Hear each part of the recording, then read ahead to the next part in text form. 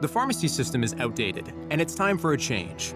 OptumRx is introducing an industry-first transparent pharmacy care model with a pricing approach where clients pay a monthly, per-member fee for services that is independent of manufacturers' list prices or prescription volume, and digital tools that help consumers compare pricing. It's a smarter model, built to work better for everyone. That's how OptumRx continues to reset the standard. Learn more at optum.com/transparency.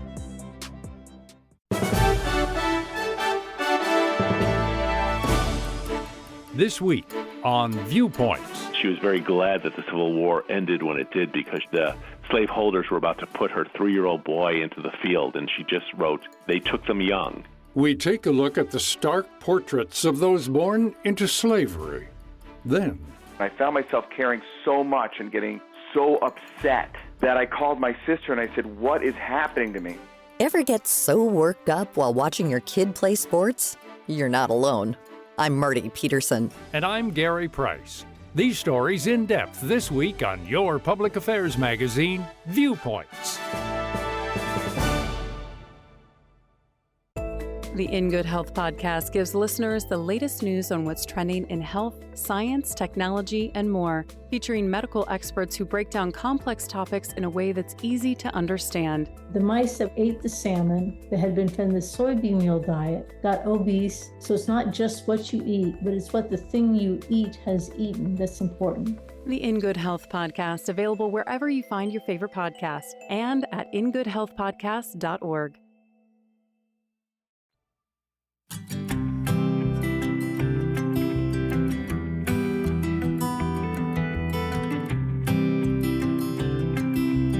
As the bloody Civil War came to a close, slavery was formally abolished in the U.S. in 1865. With this amendment, many African Americans who were born into slavery in the South were free for the first time in their lives. Richard Toller was among this group. He was born around 1837 on a plantation in Lynchburg, Virginia.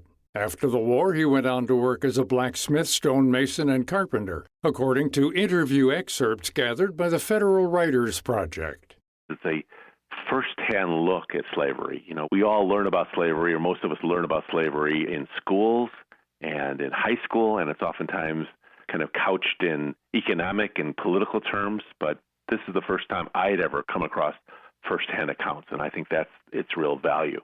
That's Richard Cahan, co-author of the book River of Blood, American Slavery from the People Who Lived It. The new release chronicles nearly 100 profiles of those that had been enslaved in the South. Each profile features a photo and a short excerpt from an interview with that person conducted by the Federal Writers Project during the late 1930s. The project was created by the federal government after the Civil War in an effort to capture the raw experiences of those formerly enslaved.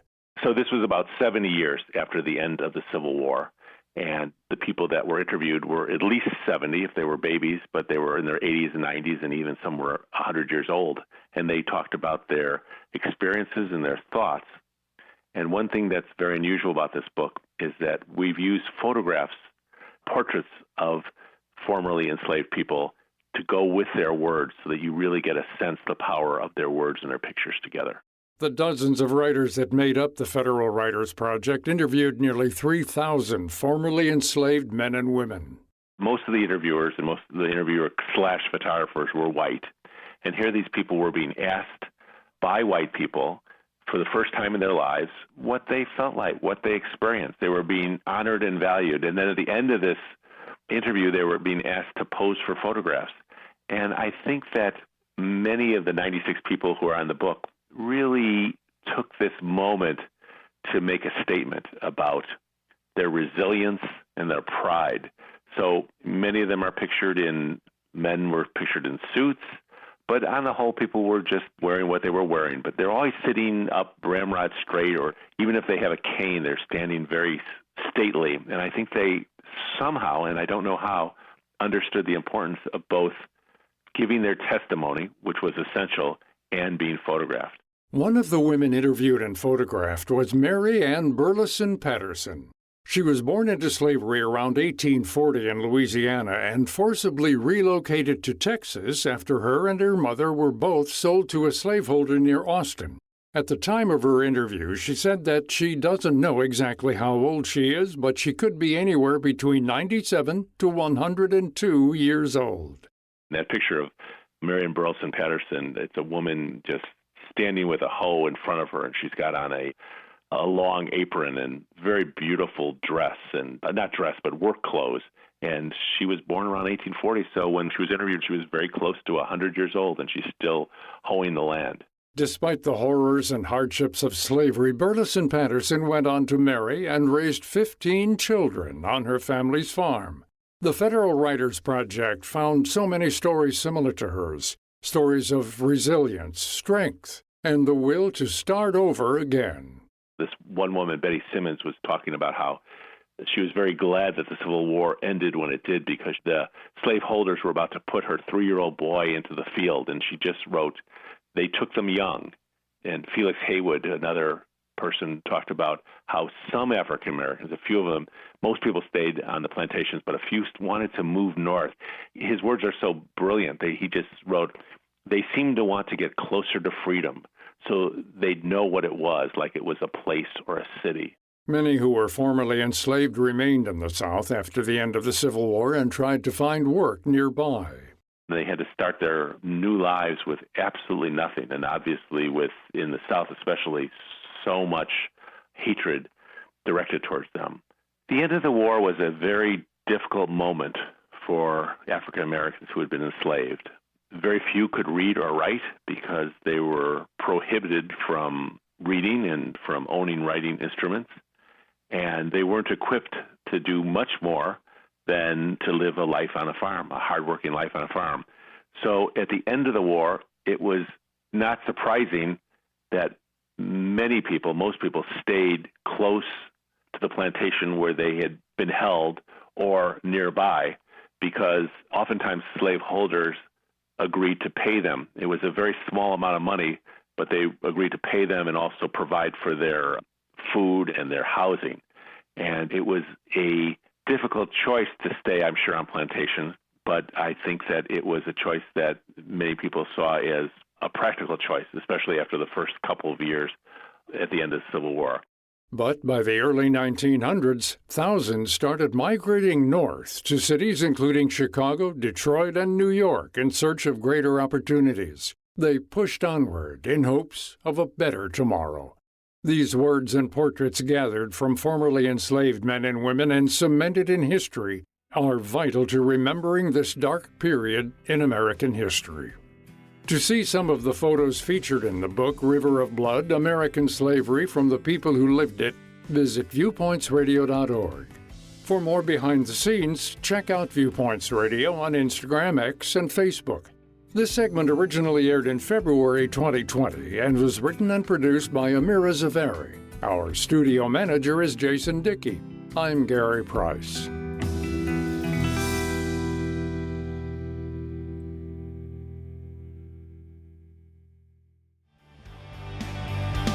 Coming up, the emotional roller coaster of youth sports when Viewpoints returns.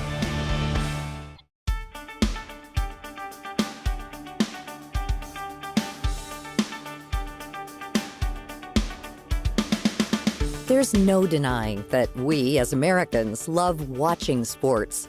Whether it's baseball, hockey, basketball, soccer, or something else, we love an afternoon spent rooting for our team. If you're a parent and your child plays sports, you might be equally excited to root for your kid from the stands. After all, the world of youth sports can get extremely competitive.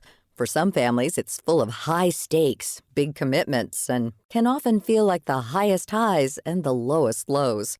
And while it's great to show support and enthusiasm as parents, this drive to win can become all-consuming. You may be familiar with the mom or dad hovering on the sidelines and yelling at their kid or the referee, and in the moment thought, what is wrong with that person? If you know me, I'm a very laid-back person, and I don't care that much about very many things. And I kind of tend to live by the Bill Murray maxim from the movie Meatballs, which is it just doesn't matter. But when my kid started playing hockey and getting pretty competitive about it, something happened to me that I didn't understand. It's kind of like the Hulk, you know? I started to change.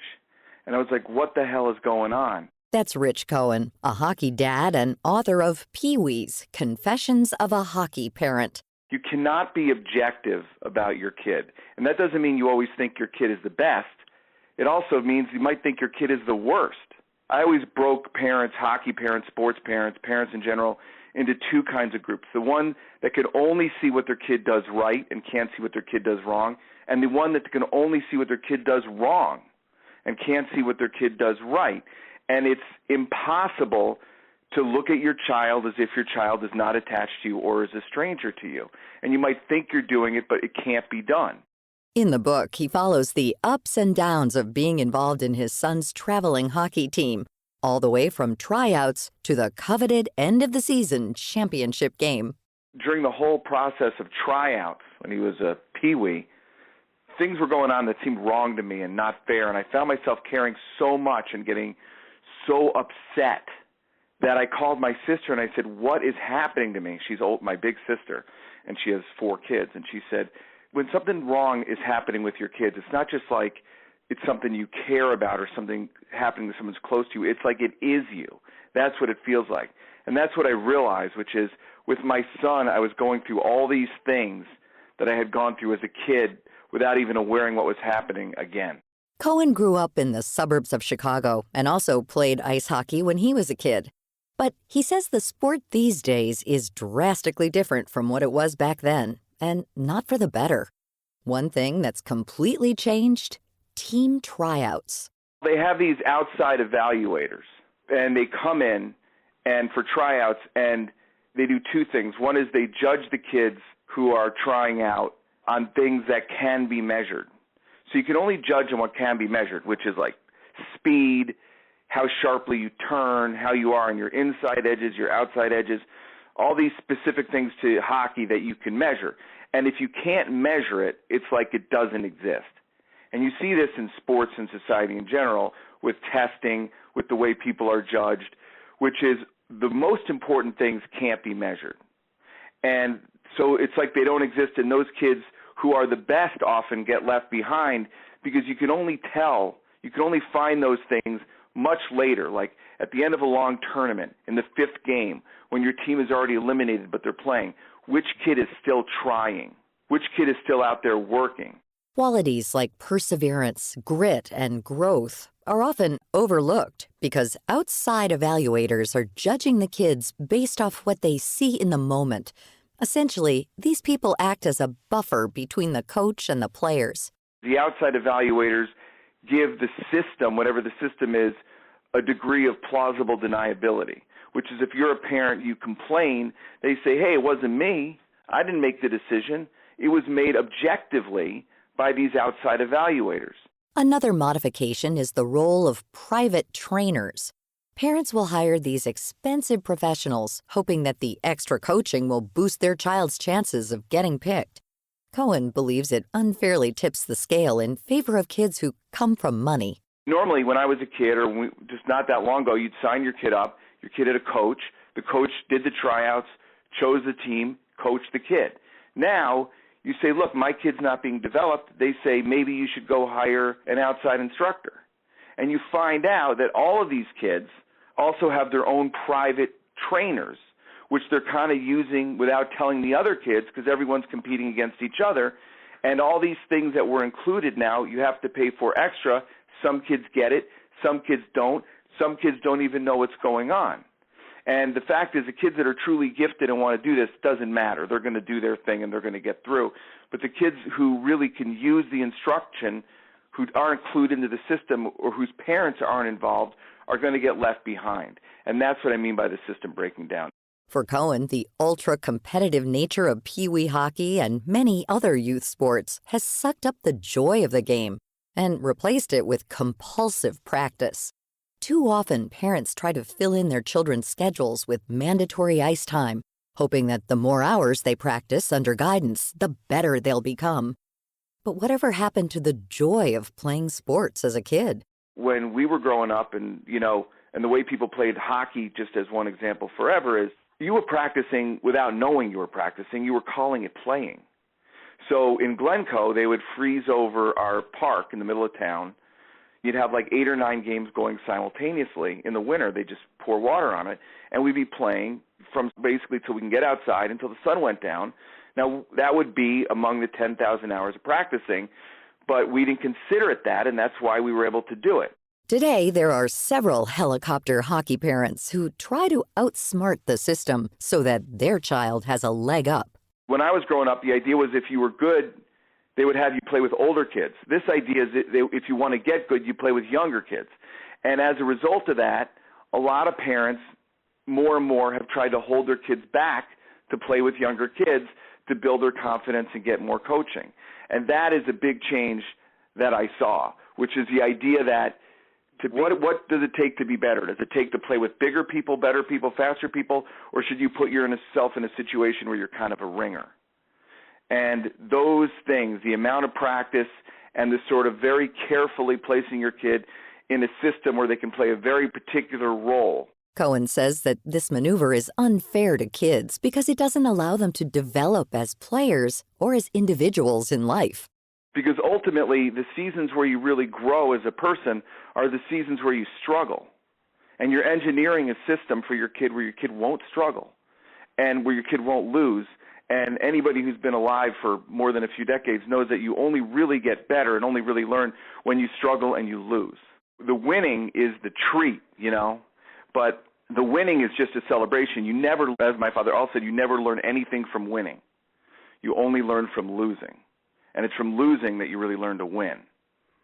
And when you try to engineer hockey so that can't happen, you kind of destroy what is probably the main value of youth sports, or one of them, which is not getting better at the sport and not preparing to play college hockey or something, but learning how to be part of a team, learning how to play a role on the team, learning how to lose, and that losing isn't the end of the world, that you can come back from it and come back from it stronger and quickly.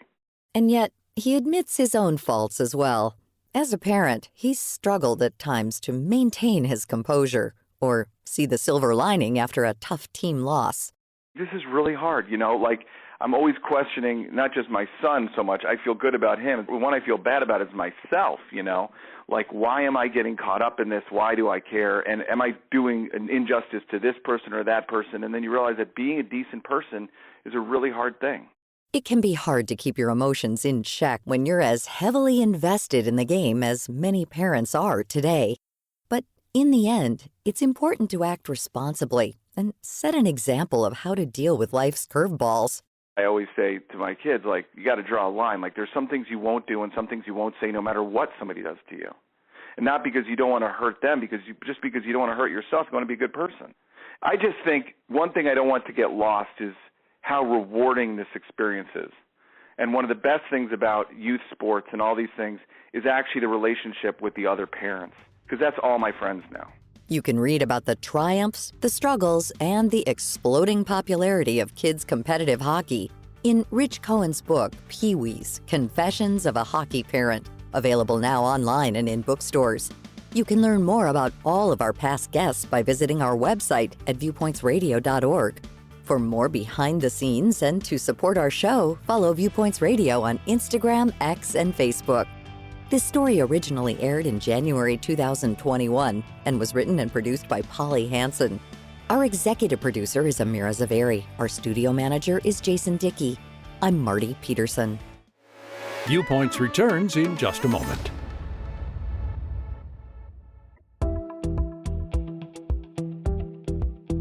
This is Viewpoints Explained. I'm Ebony McMorris. Every summer, the same warning returns. Never leave a child alone in a parked car. But the danger isn't just about someone running into a store and losing track of time. It's about how quickly a car can turn into a burning oven, even on a day that doesn't feel super hot. According to the CDC, the temperature inside can jump nearly 20 degrees in just 10 minutes. Cracking a window doesn't help slow this down, and for children, the risk is greater because their bodies heat up much faster than grown adults. In just a short time, a child's core body temperature can get too high and heat stroke can set in. If it keeps rising, it can be fatal. The The National Highway Traffic Safety Administration reports that more than 1,000 children in the U.S. have died this way over the last 25 years.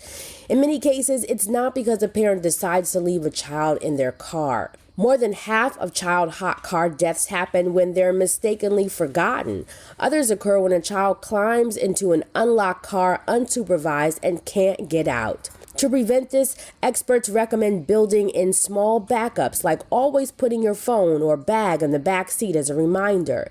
Also, ask your child's school or provider to call if they don't arrive when they normally would. Lastly, always keep parked cars locked when not in use. If you see a child alone in a locked car, call 911 right away. Don't spend those first few moments looking around trying to find who they came with or attempting to get into the car. That can be sorted out after help is on the way. That's Viewpoints Explained for this week. More in a moment.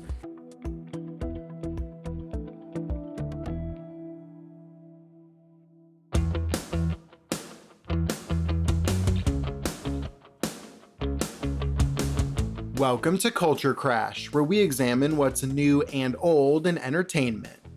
Much has been made of last year's pop girl renaissance, with huge breakthroughs coming from Chappell Roan and Sabrina Carpenter, plus continued dominance from Taylor Swift, Billie Eilish, Olivia Rodrigo, and Ariana Grande. But there has also been another renaissance of female alternative pop rock artists releasing hits of their own. For instance, 2024 saw Clairo release her third album called Charm, full of soft rock and jazzy pop tunes. At just 26 years old, Clairo already has an impressive library of music to her name, and she just recently earned her first Grammy nomination. With songs like Juna and Add Up My Love, Clairo proves that rich production and a 70s-inspired sound still works even into the 2020s. Suki Waterhouse's album, Memoir of a Sparkle Muffin, is a modern indie pop rock album full of catchy choruses and deeply vulnerable lyrics. Songs like OMG, Super Sad, and Blackout Drunk are perfect sing-alongs for a spring afternoon and pair nicely with 80s pop like the music of Kate Bush. And finally, The Last Dinner Party is an indie rock band from London with 5 members and 0 men. Their album, Prelude to Ecstasy, explicitly explores the female gaze, with one of their biggest songs even titled The Feminine Urge. Dark, dramatic, and full of Baroque pop with shades of ABBA and David Bowie, The Last Dinner Party is definitely an act to watch moving forward. Clairo's Charm, Suki Waterhouse's Memoir of a Sparkle Muffin, and The Last Dinner Party's Prelude to Ecstasy are all available now. I'm Evan Rook.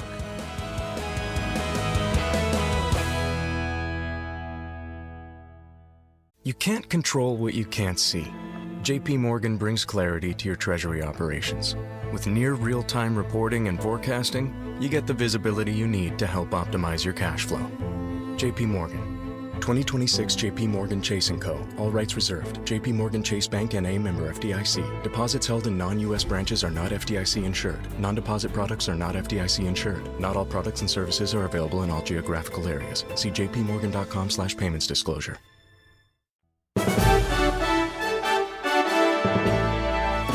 And that's Viewpoints for this week. Follow us on Twitter, Facebook, and Instagram to learn more about upcoming shows and find a library of past programs on Apple Podcasts, Google Play, and Spotify. Plus, you'll always find previous segments and more information about our guests at viewpointsradio.org. Join us again next week for another edition of Viewpoints.